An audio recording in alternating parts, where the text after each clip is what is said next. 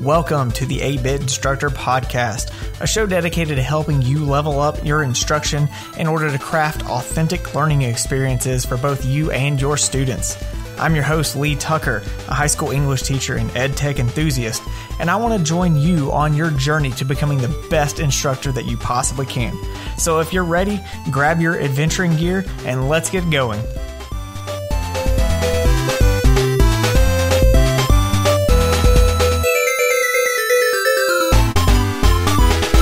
Hey, what's up, 8-Bit crew? Today is Thursday, April 29th, 2021, and this is episode 38 of the 8-Bit Instructor Podcast.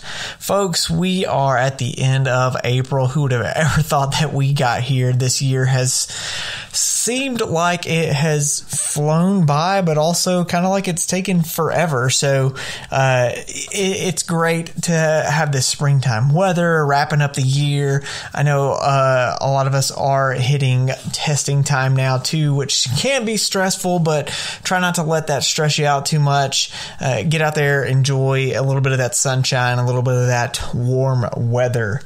I've got a great show up for you today. Later on, Carly Moura joins me and we talk about using digital escape rooms in the classroom and how you can create your own personalized version of that. So definitely stay tuned for that. And of course, I've got a little nugget of wisdom locked away in the treasure chest for you. But first, let's look at some news and updates from around the education world. First up from Google, several new updates that are rolling out soon. One is Google Quick Maps, available in the quick access side panel. So you'll start to see, if you've used the side panel before, you've seen Google Calendar, you've seen Keep, and you've seen Tasks. You'll soon be able to see Maps on there as well. So you will be able to see place details such as locations, opening hours, user reviews.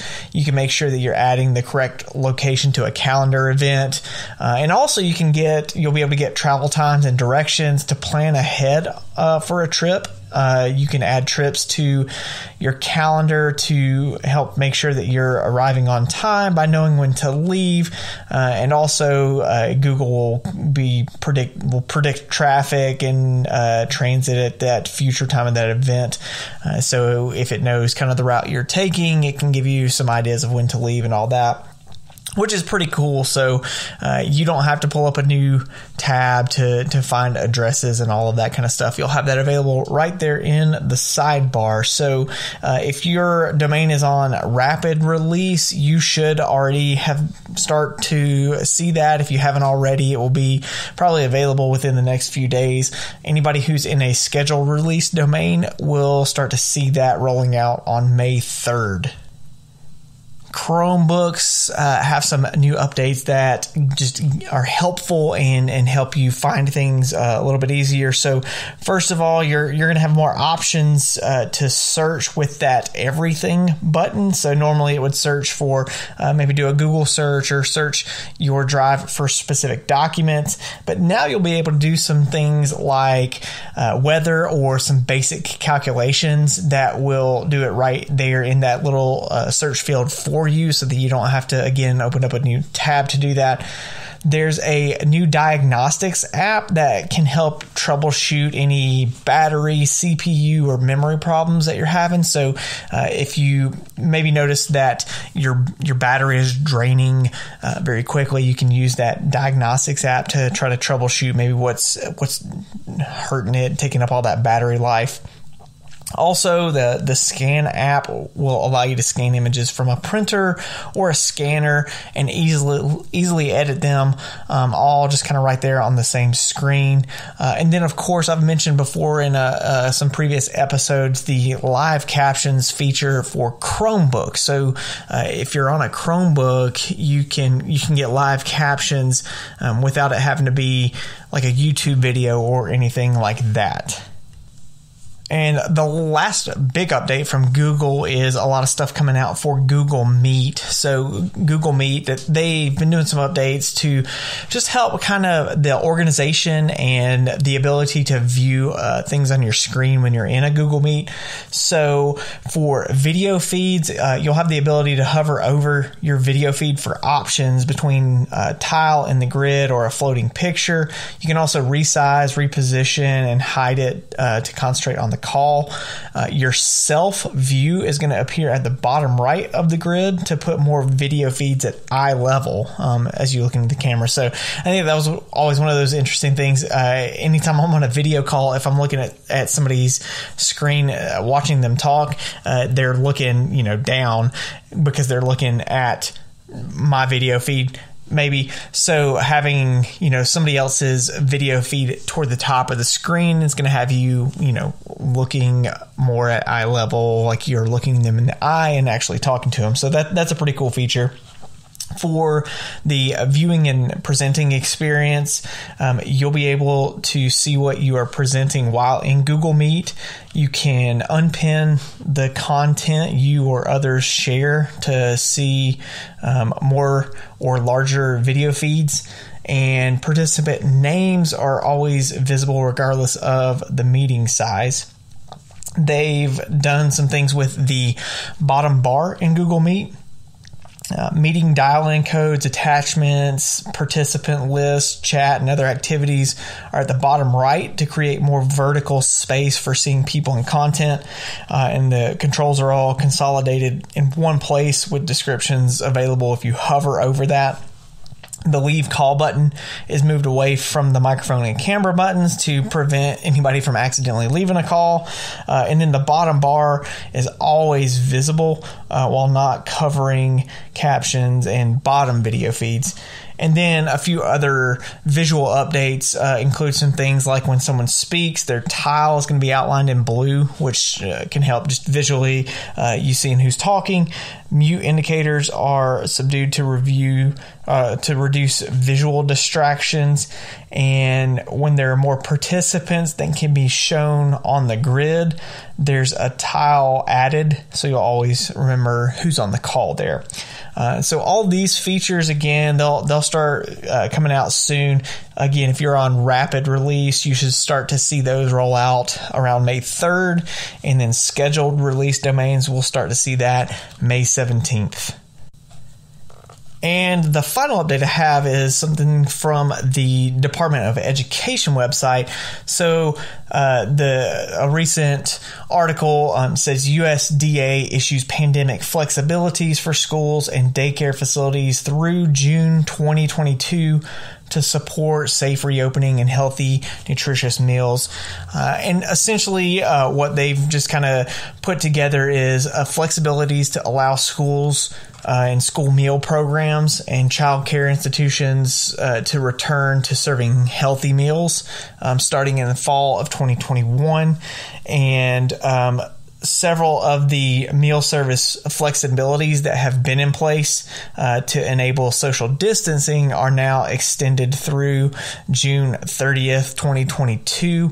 And I know I heard recently, like in our area, maybe this is nationwide as well, that the kind of like free lunch stuff is going to be extended into next year, which, I think is a great thing for all students to be able to, easily have food. And there's a quote from Secretary of Education Miguel Cardona. He said, "Student success in the classroom goes hand in hand with their ability to access basic needs like healthy and nutritious meals. It's critical that our efforts to reopen schools quickly and safely include programs that provide access to free, healthy meals for our most vulnerable students, particularly those whose communities have been hardest hit by the pandemic. This program will ensure more students, regardless of their educational setting, can access free healthy meals as more schools reopen their doors for in-person learning. And I think that is an important thing to remember. I've heard so much about, students need to be back in school and all this kind of stuff. And a lot of people are focusing on just the educational aspect of students being back in school. But there's so much more to students being in school than just the learning that goes on in the classroom. Obviously, there's a social aspect of it that is really important for students. But the nutritional aspect of it, I think, is important too, because there's studies that have showed schools are the most likely place for a person to have a healthy meal. And my heart goes out, and I really can't emphasize the importance of students having healthy options and being well fed. It doesn't matter how engaging our lessons are, how thought-provoking they are, how great and wonderful it is. If their stomachs are growling because they haven't had anything to eat all day, it's just not going to matter. They're not going to be focusing. So I'm happy to know that that kind of stuff is continuing, and our students' well-being is taking a top priority in education right now. So that's it for news and updates for this week. So I'm going to go ahead and unlock the treasure chest for this week and see what we've got inside. So today's treasure chest, not really a quote, but just an idea and a thought that I've been having recently. And that is this idea of failing versus failure. So, I think some people's response to this kind of like growth mindset movement is a fear that we're just letting students get by with nothing, that we're not really focused on them learning and succeeding, that we're just kind of letting them do what they can do and then moving on, almost like giving them a participation trophy. Like if they show up to class every day and are just there and sort of paying attention or whatever, then they're going to get a passing grade. And I don't think that that's necessarily what the idea of growth mindset or this idea of learning from failure is all about. I think it's more to do with the idea of getting away from that need for perfection. And so what it got me thinking about really is kind of like some semantics and some terminology. So I'm about to get all English teacher up on you here for just a second. So just bear with me right now. But I really think this kind of distinguishes my thoughts on this whole idea. So what I really want to look at is the idea of failing versus failure. And both of them have the word fail in it, but they are two very different words. So first of all, failing with an ing. If we're going to get down into some of the grammatical ideas of it, ing at the end of a verb is the present progressive tense. So we would say is failing. And this denotes an ongoing action in the present. So if I say someone is failing my class, that means that they are currently, presently in the ongoing action of failing. In other words, it's not a permanent kind of thing. So if I am working on learning a new skill, I will say right now I am failing at this new skill, but I am continually working to improve and to learn and get past that. On the other hand, the word failure is a noun. It's a person, it's a place, or a thing. So if I say that someone is a failure versus somebody is failing, that gives it a more of a state of being. It adds more permanence to it, as in this is a part of the person that they are. And so a failure is somebody who is never, is always going to fail. And a lot of it has to do with the mindset that they are having at that time. So a quote that I really found that I think really kind of sums it up comes from Gina Showalter. It says that giving up is the only sure way to fail. And I think the idea that we're trying to instill in our students is just because you can't get something perfect doesn't mean that you should give up on it. And I've watched students so many times when they can't get it right the first time that they just give up. And I think that is something that we are trying to teach them. And this is the end goal. I don't think it is just I'm giving somebody participation points for trying. We're still holding them accountable. We're still holding them to high standards of learning. It's just that we are working so that maybe some of those low scores or whatever are not permanent blemishes on their overall grade. So failing means that we're trying and that we're learning, but failure means that we've given up. So as you go forward with you and your students, because teachers sometimes are just as bad, keep in mind, a temporary fail is not bad. A permanent state of failure is. Man, I just listened back to some of that, and I did not realize how Southern my pronunciation of the word skill came across in that last segment. So, you want to see some real Southern roots, just listen back to that segment one more time. Well, Carly Moura is a teacher on special assignment, which I think is the coolest thing that you could ever call somebody. I want to get like some business cards that where my thing says teacher on special assignment. I think it's almost like you're a CIA agent or something like that. But anyway, Carly is a teacher on special assignment and a computer science teacher at Sun Terrace Elementary STEM Magnet School in the Mount Diablo USD in Concord, California. Carly is also part of the Ditch That Textbook team, enjoying her role as a social media and content manager. And this week, Carly joined me to talk a little bit about digital escape rooms, and we talked about kind of what they are, why they're useful in class, and then got into some of the nuts and bolts of how to actually put together your own digital escape room. So definitely want to make sure that you listen to the next segment. Carly Moura joins me to talk about digital escape rooms on this week's Boss Battle.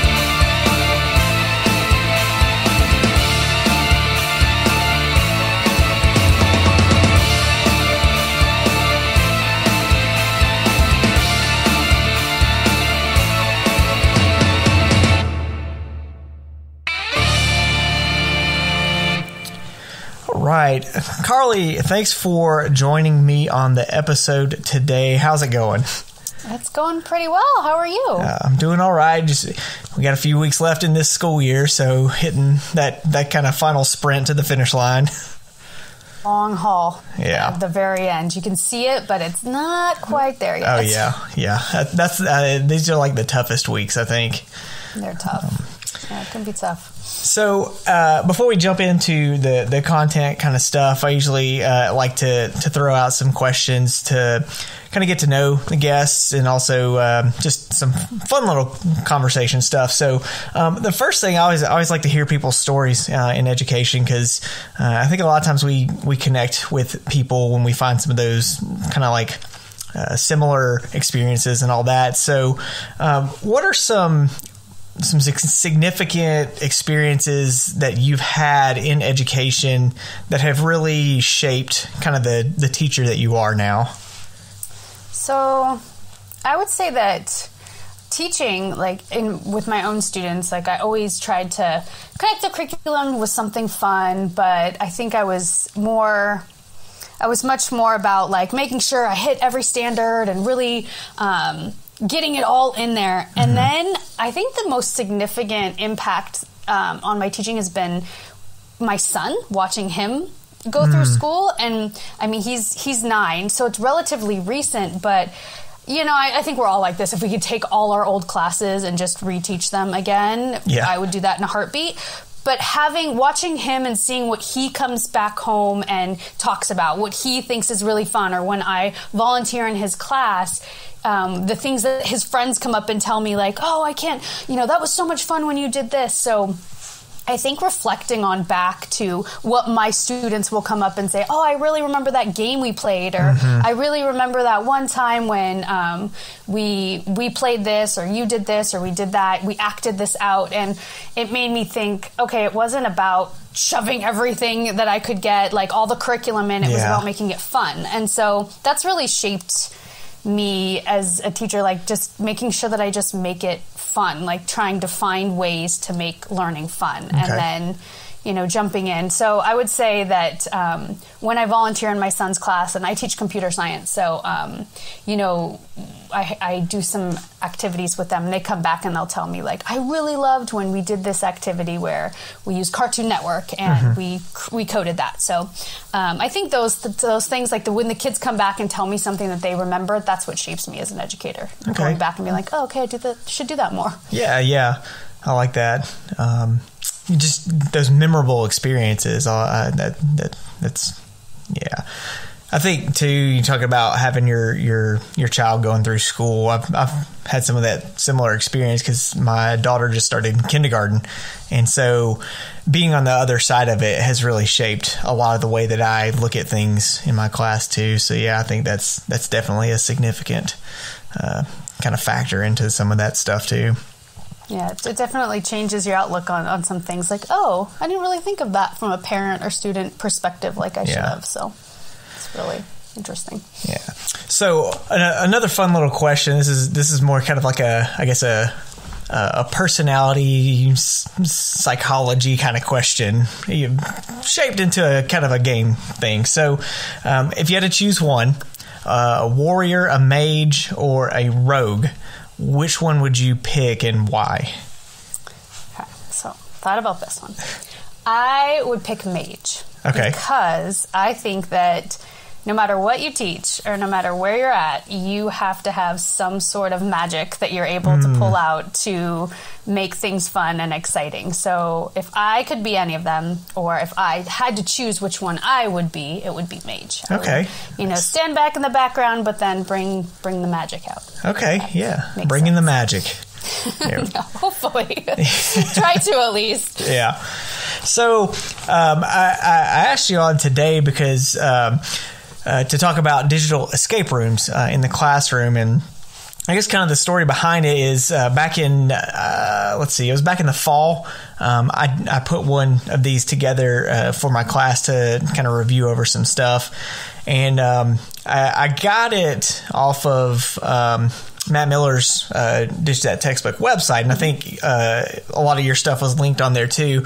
And so I tweeted it out and tagged him in it, and so he responded and was like, "No, Carly Moura is the one that you want to talk to about this." And so I thought, well, I'm definitely going to have to find some time to talk to her. So I really appreciate you coming on today to talk about this idea of digital escape rooms and kind of how we can use that in class. So before we get kind of deep into it, for anybody that may not know, can you give us kind of an overview of what an escape room activity is? So an escape room, a digital escape room, is a digital version of, and they're kind of popping up everywhere, those actual physical escape rooms where you go to a place and they lock you in a room. And you have a bunch of things in the room that all are potentially clues to solve. And then once you have it, then you unlock one lock, and then you can maybe go into a new room, and you can unlock another lock, and then you can go into another room. So, but it's very, it might be that there's a picture on the wall, and there's different scenes in that picture, and you have to look at it, and maybe there's colors, and there's a color lock, or maybe there's numbers you have to add together. So you have to be really critical, like the critical thinking, and you have to really be able to fail, because it can be hard. You try it, you try again, you try it again, and it doesn't work. And when you're in those rooms, you're usually with a team, so you're working as a team trying to figure it out. So the digital escape room is a digital version of that. So it's on the computer, and most of the escape rooms that I've created, I use Google Forms. And use data validation to create a lock. And there's all sorts of puzzles on there. There might be a jigsaw puzzle that you get a math equation or something, and the kids figure it out, and that could be a 2-digit number lock or something. So you have the puzzles linked into a Google site or maybe a Microsoft Sway, and then once they figure it out, then they input the answer into the form or into the Excel spreadsheet, and they either get it right or they get it wrong. And if they get it wrong, they go back and they try again. Okay. And then once they get all the answers correct, they click, they can go through the form, and then they get a badge or maybe like a happy you did it GIF or something like that. So it's a digital version of those physical escape rooms where you're working together, you're figuring out the locks, and you're solving puzzles. Okay. So getting that kind of foundational basis kind of overview of it, how have you found these types of activities useful, like in a classroom, or maybe even how you've seen other people use them in a classroom?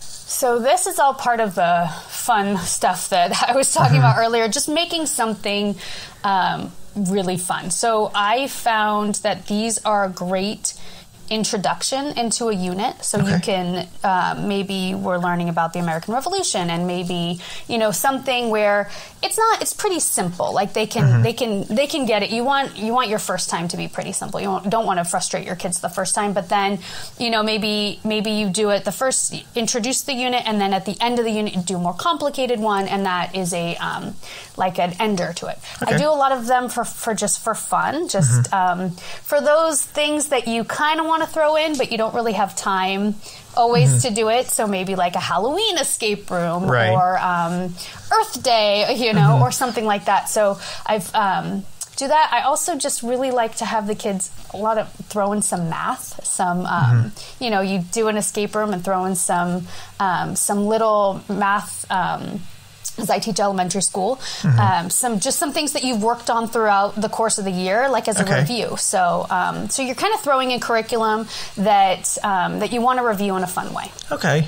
So, have you noticed? Because one of the things I use it as a review activity, and I think one of the things that I kind of saw too is that I was able to kind of challenge them more with some of that content than what I might be able to do in just a typical, just like a review sheet or something like that, Is that something that you've kind of noticed? Yeah, actually I've done things like I'll take just a worksheet, just a plain worksheet, and I'll take like a screenshot of a couple of the problems, and that will equal a number lock. They go nuts for a worksheet if it's on. They're doing the exact same thing, right? But because they're doing it on escape room, because the answer is going to give them the combination to a lock, they're just super excited to do it. So yeah, you can just kind of jazz it up. The same thing that you might teach, you just make it more fun for them. So one of the things that kind of a question I had going along with some of the content, when I was putting mine together, I think it was to review over poetry stuff that I had been in my class, and I'm high school English, so one of the struggles that I think I had was connecting, I guess, the content of the class to the locks and the puzzle aspect of it. So do you have any kind of like tips or like suggestions on how to utilize the class content along with the puzzle aspect of it?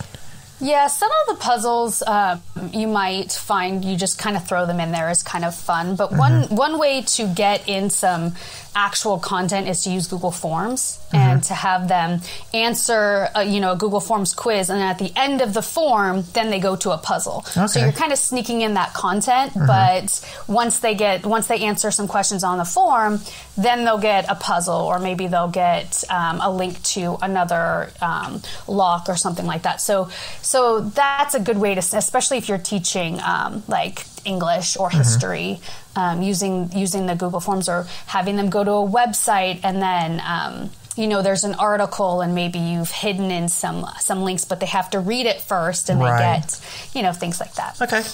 That actually gives me a lot more ideas. I'm sitting here thinking, oh man, I wish I'd have thought about that when I was doing that first one.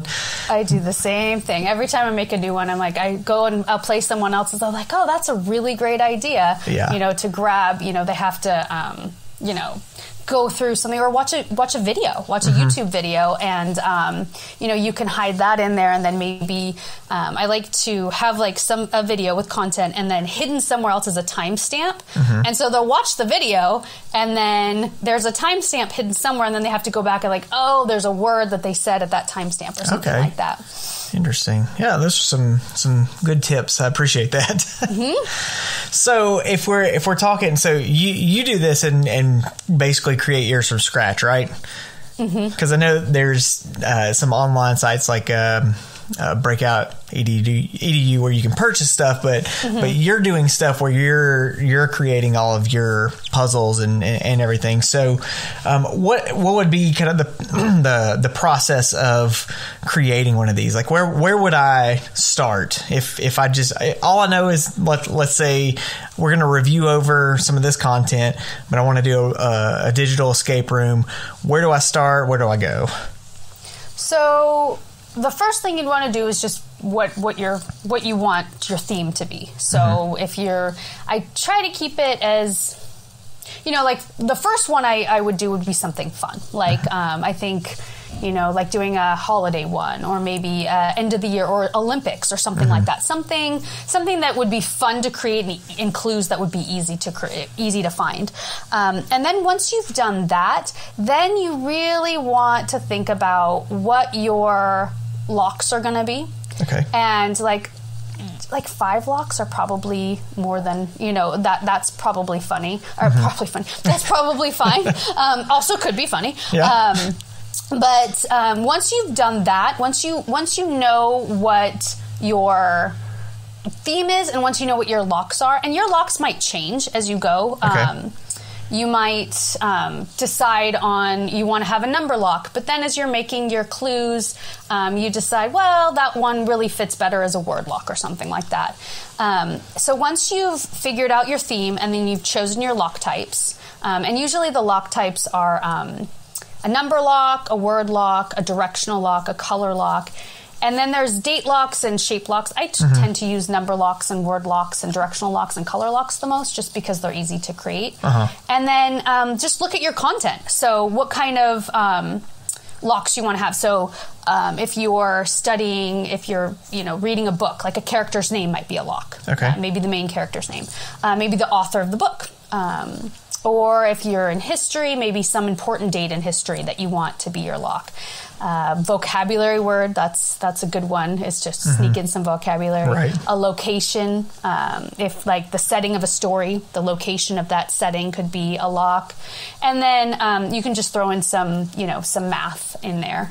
Maybe having 2 characters' ages or something like that. Or maybe it could be even the location of where they're at. It could be like the zip code or something like that. So once you have your lock ideas, then you can kind of build your clues. Then you can build your clues around that. So you know that you want your one lock to be a character's name.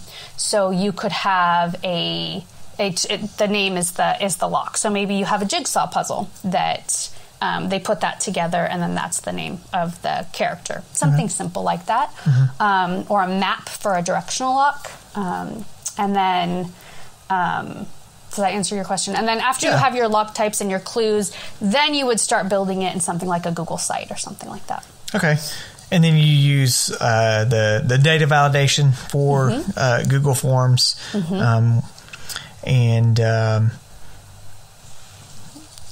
So then, I guess you just kind of get them out there and get it to them. And do you have like a certain time limit? I guess, would you do it in a class period? That's a good question. I usually try to stick to 45 minutes to an hour. Okay. And if you are going to make an escape room, I would say just have, play a few yourself. Because that's the best way to figure out what you want, like what you want your clues to be. Just go in and you can basically play one. You can play one that I've created and then remake it with your own content. Okay. And then see how long it takes you, without peeking at the answers, and then give your kids probably a little bit more than that, and then let them work in groups or something, or pairs maybe. I would say 45 minutes to an hour is about how long. Otherwise, they get really frustrated if it's more than that. You don't want it to be too quick. If it's so quick, then they're like, I'm done, and it's been 5 minutes. But, if you give them about 45 minutes, sometimes I'll give them a little timer to make it more exciting, but that does stress some kids out too. Right. So, so about 45 minutes to an hour class period, it should be able to do it in that time. So, experience is the greatest teacher of all, right? So, you've been doing this for a while. Yeah. I mean, how long have you been doing these in your class? Oh, let's see. Wow. Well, I probably started with the physical ones, I'd say 5 years ago. Okay. 4 or 5 years ago. All right, so you've got a lot of experience with this, so clearly you've probably hit some obstacles or some little snags along the way. So what are some potential pitfalls or obstacles that you've kind of noticed for other teachers to be aware of if they're planning on doing something like this? I think the biggest one is not doing it yourself first. I think that a lot of times, and I do this too. I find something cool and I was like, I'll give it to my kids, and then it's a lot trickier than you think it is. So I would say that my biggest piece of advice is if you're gonna give your students an escape room, try it first and see how it is, and then you can kind of see the potential struggles that they might have, because some kids you want it to be a productive struggle. You don't want it to be so easy that they get it in 2 seconds and it's not fun, but you also don't want it to be so challenging that they give up and they get so frustrated. So walking that line, I think in doing them in the classroom and also creating them is probably the biggest struggle, is figuring out a challenging clue, but not something, so easy they're gonna get it in 2 seconds, but not something so hard that they're gonna be frustrated and just give up. Yeah. And so doing a few yourself, and also I have in some of the resources that I've sent you that you can add to the show notes is I've created a teacher pack of escape rooms that have the answers, because there's a lot of them on the web that you find that don't have the answers. And as the teacher, you want to have the answers. Right. You can just tell your kids, I don't have the answers, so figure it out. But for a lot of us, we want to know what the answer is, because then you can give them little hints without telling them exactly what the answer is, because sometimes they need that. And I find that when I create an escape room, a lot of times I think it's a lot easier than it is. And I know I've heard of a lot of people that have created escape rooms. You give it out and you think it's much simpler than it really is. And you send it to your kids and your kids are doing it. You're just like, but the answer's right there. But to you've created it. It's easy. And so I think that having some people test it out for you if you've created your own is a good idea. But also just try it out yourself, because you'd be surprised how hard some of these are. Oh, yeah. I think mine was kind of the same way, because I put it together and then I gave it to them. I was like, this, there was some tough stuff in there, but I thought they'll get this. And some of them were like, they were just completely just had no clue.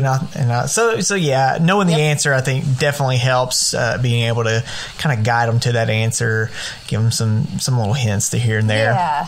Yeah, I try to make I try to have some hints ahead of time. Like, what would I say? So if they're stuck on this one, what kind of hints could I give them without giving them the answer? Right. And so maybe like almost like a hint card. And because some kids get it in 2 seconds and other kids, have trouble with certain things. And I think the most fascinating thing to me is the kids that really struggle, are the ones that always get the answers right. They are the ones, the perfectionists, the ones that are at top of the class. When you give them something like this, oftentimes they are the ones who struggle the most. And your students who, are used to working hard and kind of are used to that struggle are the ones who are just like, no, we can do this. They're the leaders in something like this. So I think that's been really fun to see, is the kids that kind of pop up as the ones who excel at digital escape rooms. Yeah, that's cool. So I know you've got a lot of stuff linked on your website and your resource page. Do you know, are there any other places that have some pretty good resources as well? Yeah, there's so Breakout EDU has they do have some free escape rooms. They have a paid platform, but they do have some free escape rooms. They just had an Earth Day one that they shared. But that one's a great site. On Ditch That Textbook, we have that. It's probably that blog post that you saw. Yeah. And there's a Wakelet of resources that have tons, and we're constantly adding to that Wakelet collection of resources. We will try to put out like holiday escape rooms every so often. We'll tweet it out. So if you just follow. If you follow Ditch That Textbook on Twitter, we tweet out a lot of resources there. And then I have, friends like my friend Mandy Tolan. She creates, great escape rooms, and she shares them a lot too. Okay, awesome. So one last question before we finish up. So this year, obviously this year has been just incredibly challenging for a lot of us. And I know, as teachers, it has been very stressful. So what's one or two ways that you really like to just kind of decompress and de-stress after some of those weeks? You know what I'm talking about, right? Yes, yes, I do. We're over here. We're hybrid right now, and that's been interesting. Let's see. What do I like to do? I like to I read a lot. I read a lot of like totally not teaching book, like just fun, like fantasy books where it's absolutely impossible that it's real. So I love to just read, and I just like to hang out with my son, and just we have our favorite shows that we watch. So he's 9 and he's growing up so fast, so I kind of try to just get every single second that I can with him, so that I don't feel like I'm missing out, because it has been just bonkers. It's been crazy, but it's almost starting to be like this mist of fog. Like, did this really happen? Like, are we? Because as we're starting to get back to, I don't even want to say normal, but a sense of normalcy. It's like there's almost just this chunk of time where you're kind of looking back, like, wow, did this even? Yeah. Is this real? Did this really happen this past year? And I don't know if it's been the same for you guys. No, it's been the same. It's bonkers. But our worst. I can say that my colleagues and my son's teachers and everybody that I've come into contact with, all the educators, have just risen to the occasion. And there's been so many good things that have come out of this year of just people just making it work and finding things that they didn't even think they could do, and now they're going to keep doing it for years because they found that this worked online, it worked in the classroom, it worked in hybrid, and they just made learning really fun for kids. So I'm impressed with every teacher I know has just pulled it together and just made it work. Yeah, my biggest hope is that it doesn't just go back to how it was. Because I think, I'm like you, I think a lot of really great things have come out of it, even though it's been a stressful ordeal. Yeah, I agree. There's been some really, really cool things that I've seen. Just people just be so innovative and use technology in ways that they never thought possible. And they're just, the resources that people are bringing into their classroom now. And from the colleagues that I've talked to, they seem to think like they'll never go back to the way it was, because they've introduced these things. And they've realized that it's not only fun, but their kids are doing amazing things, and they're more independent because of it. So I agree. I hope that it sticks around. Yeah. Well, Carly, I really appreciate you being on today, and hopefully our conversation has given some people even more ideas of things that they can do in their class. So I really appreciate it.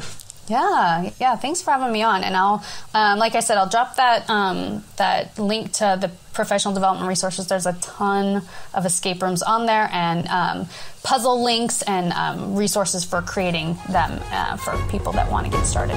Awesome.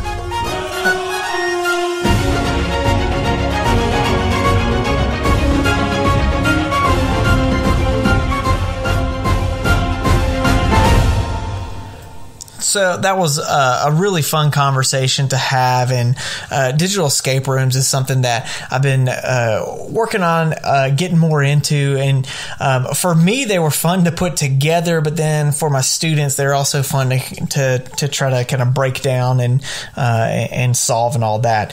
So that leads me to my question of the week for this week, and it's pretty simple. How do you think you can use an escape room to challenge your students in an engaging way? So whether you're using it maybe for a review or to introduce a topic or something, what is an idea that you have there that you could take that you're already planning on using in your class, and then putting that maybe into some form of a digital escape room? I know one of the things that I do want to try that I thought about after listening back to all of this is using it as a challenge for my students to have them actually create an escape room. So rather than me doing it, I think it could be a cool review activity maybe of having them use those tools, using the tutorials and all of that to create their own escape room and see maybe if I can solve it. I think that would be an interesting little challenge. Well, hey, many thanks to Carly Moura for joining me on the show today. Make sure to check her out and follow her on Twitter at Carly Moura. That's pretty sweet. You know you're an OG Twitter when you have like your actual name on it and aren't having to do like with numbers and all that. Every time I sign up for something, I always have to put like a number behind my name because I don't get in there quick enough. So follow her on Twitter and get connected there. You can also check out her website of shared resources at bit.ly/Carly Moura. And also, she's got an online course getting started with digital escape rooms. It's only $19 and it will take you through the process and get more in depth with creating these digital escape rooms. Check out the show notes for all of this. I will have links to all of these resources in the show notes on the 8-Bit Instructor website. Well, thanks so much for listening this week. Hey, make sure to subscribe to the show wherever you listen to podcasts. You can check it out on Apple, on Google, Spotify, Stitcher, YouTube. I'm even working on possibly getting onto SoundCloud a little bit if that's where you listen to stuff. So hit that subscribe button. Make sure you're getting all the new episodes each week. And obviously, I would love for you to share the podcast with somebody who you think could benefit from listening to it, and not just listening to it. I'd love to have you share with the community if you have something that you are doing in class or just like an educational kind of thing that you want to talk about. You know, a lot of times out in the hallways between classes, me and some of my colleagues, like we'll talk about grading, or we'll talk about like why do we do this, or anything like that. So you got something that's been on your mind, want to talk about it, I'd love to have a conversation with you about that. So reach out, let me know. You can hit me up on Twitter at Comic Socks, or email me 8bit.instructor@gmail.com. So stay safe out there. Hang in there. We are almost there. I'm proud of you. I'm proud of the work that you're doing. Keep getting out there, keep giving it your best, and keep leveling up your teaching craft. And of course, until next week, may your swords stay sharp and your shields hold strong.